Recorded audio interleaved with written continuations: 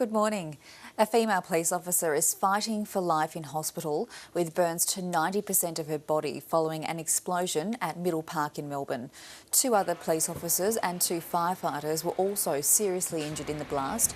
Authorities were responding to reports of a man threatening to harm himself inside his Hambleton Street unit around 9:15 last night. Police say the explosion was almost immediate upon their arrival. The man inside the flat, aged in his mid to late 30s, was also taken to hospital suffering burns.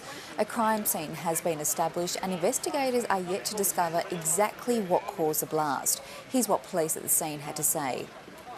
They were in hospital. The federal government is trying to establish how an Australian mother and her daughter died in Bali. Authorities say the pair, aged 54 and 14, were from Queensland. Unconfirmed media reports suggest they died from food poisoning or a food allergy. Reports of their deaths came through last night. The Department of Foreign Affairs says the Australian Consulate General in Bali is liaising with local authorities. Fire crews have battled through the night to defend properties under threat from a blaze on Queensland's Stradbroke Island. A watch and act alert has now been cancelled, but firefighting efforts are being stepped up this morning ahead of a strong wind change. Myora residents are still unable to return home as the fire continues to burn in that area. Authorities say the blaze has not been controlled, but they're confident no homes will be lost. Residents elsewhere on the island have been warned spot fires are likely to start up 4 kilometres ahead of the fire front and that some power, water and mobile phone coverage may be lost. Still in Queensland, and fire crews will continue to monitor a contained bushfire northwest of Townsville. Firefighters left Black River around midnight after bringing the blaze under control. They'll continue to watch the bushfire today with unfavourable weather conditions forecast. Yesterday, more than 50 crews battled the blaze to save several homes in its path. Police are working to confirm the identity of a driver who died in a car crash in Brisbane last night.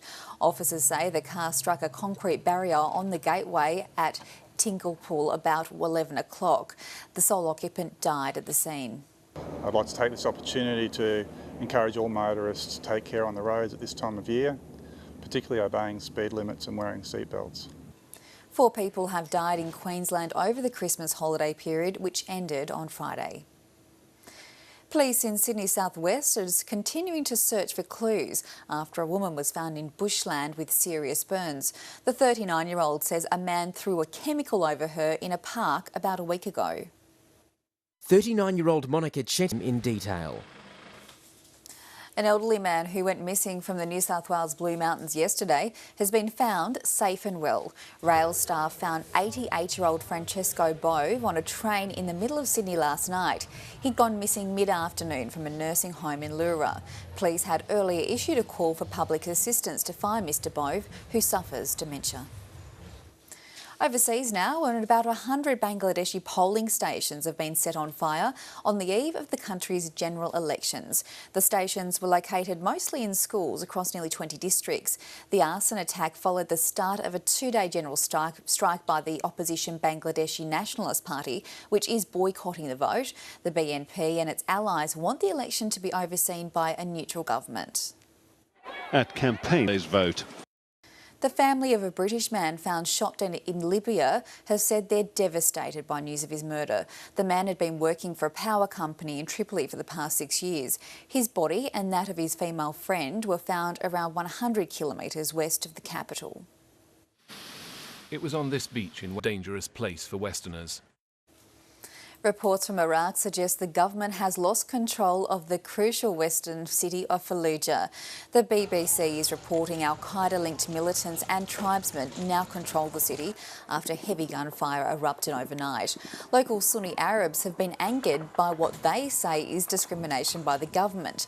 They also say their minority community is being targeted by anti-terrorism measures implemented to stem the surge of sectarian violence. US troops sought to pacify the strategic city before withdrawing from the country 2 years ago. Now to sport with Amy Hetzel.